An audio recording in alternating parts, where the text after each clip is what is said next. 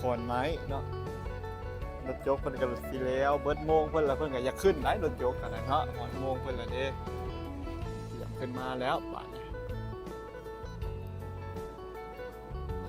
งั้นสิพาไปเบิ่งหลายบ่อนอยู่แต่ว่ามื้อนี้ผัดฝนตกแน่โยมพ่อโยมแม่ก็เลย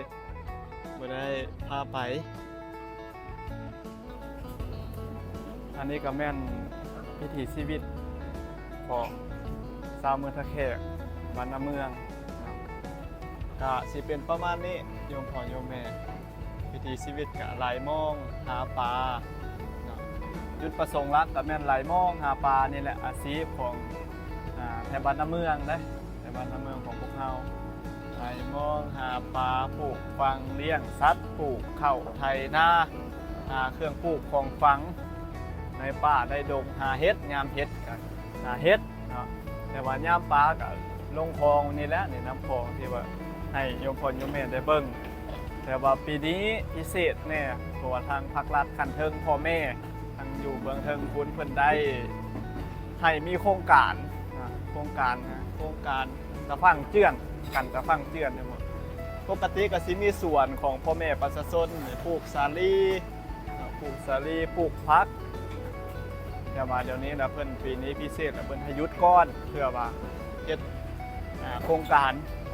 กันตะฟังเจื้อนคันว่าเฮาบ่มีโครงการตัวนี้ละหลายปีมาแล้วมันสิเจื้อนได้โยมพ่อโยมแม่คือจังตากองเพิ่นเอาซ่องให้เบิ่งถ้าบ่มีขี้หินผู้ดินพาบ่มาถอกมาเฮ็ดตามโครงการที่เพิ่นว่าไว้เนาะเฮ็ดก็มีนักวิศวกรบ่หรือว่าผู้ฮู้เนาะเก่งด้านการเฮ็ดการปลูกสร้างปลูกฝังต่างๆเอาดินเอาหยังมาใส่เขาเจ้าก็มีความรู้เพื่อหยังเพื่อบ่ให้ดินเฮานี่เจือนเนาะจังน้อยไทยก็เจ้าเฮ็ดเบิดแล้วเฮ็ดเบิดไทยเฮ็ดเบิดมาแล้วแต่น้ำเซาะมาเนาะน้ำมันไหลไปพุ่นแล้วมันตะพังเขาเจ้าพันเนี่ยนาถาวรเนี่ยตีมาทางเฮาบ่มีหยังที่ดินโลโคนะโยมพ่อโยมแม่มันก็สิเฮ็ดให้ดินทางฝั่งเฮานี่เจือนลงเฮ็ดให้หมดไปแต่เก้าอยู่กลางผู้ใดดินเฮาได้โยมพ่อโยมแม่เอ้ยพี่น้องฝั่งสปปลาวเฮา FC อยู่กลางพุ่นดินนี่กลางคลองพุ่นใดมีดอนอีกแต่เก่าเขาห้องเพียงดอนไข่บ่เนี่ยผู้เกิดก่อนเพิ่นสิฮู้ดอกเฮากับรุ่นหลังฟังความเพิ่นเว้าเนาะ